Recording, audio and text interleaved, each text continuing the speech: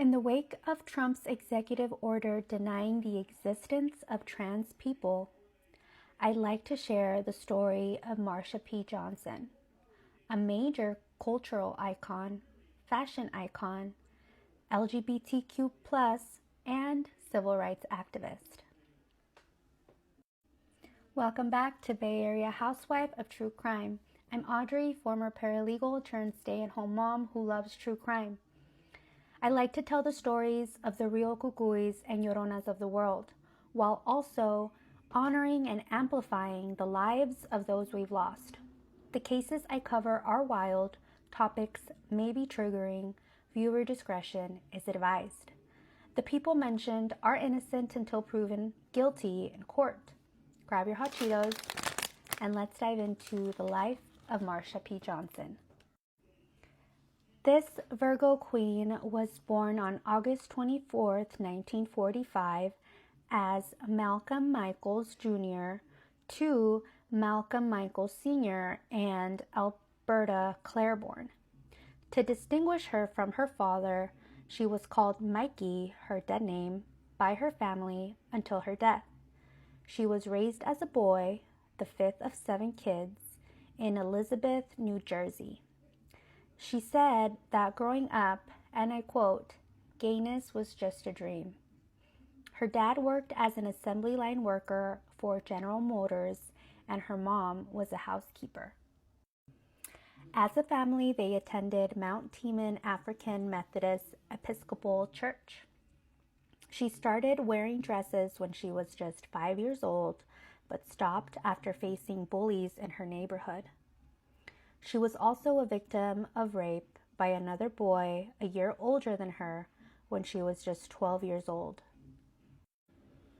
Transgender people are over 4 times more likely than cisgender people to be a victim of a violent crime. Marsha attended Edison High School and dropped out her senior year. She enlisted in the Navy in December 1962, where she earned her GED and was honorably discharged in June of 1963. At 17, with just $15 in her pocket and a bag of clothes, she moved to New York City and starts living her true, authentic self. She settled in Greenwich Village, and to make ends meet, she waited tables, was a sex worker, and a drag queen. When she started performing, she went with the drag queen stage name of Black Marsha, but eventually sticking to Marsha P. Johnson. Johnson was in reference to a restaurant named Howard Johnson's on 42nd Street, and P stood for Pay It No Mind. The term transgender was practically unheard of at the time, and Marsha would often refer to herself as a transvestite, gay, a queen, drag queen, or street queen. The 1969 Stonewall riots. The Stonewall Inn was an LGBTQ+ bar on Christopher Street in New York. It was an exclusive bar that catered to wealthy gay men. At the time, it was illegal to serve alcohol to the LGBTQ+ community, and even dancing with someone who had the same organs as you would result in an immediate arrest. The Stonewall was able to get around these laws by, on paper, stating customers would bring in their own booze. The Stonewall was run by the mafia, which meant the business had to pay the gang a fee for protection. This was a double-edged sword because the mafia would often blackmail its patrons of the bar, saying they would out them to their family and friends.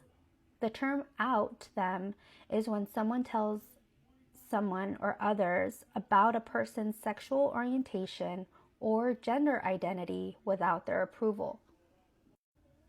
On June 28, 1969, the police raided this bar, and a week-long riot started after Stormy DeLarverie resisted an arrest at around 1:20 a.m.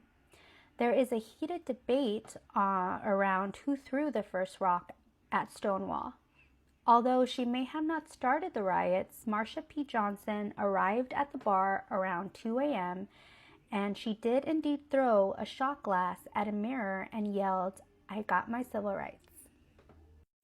On the second night of the riots, Marsha reportedly climbed a lamppost, dropped a heavy bag onto a police vehicle, and shattered the windshield.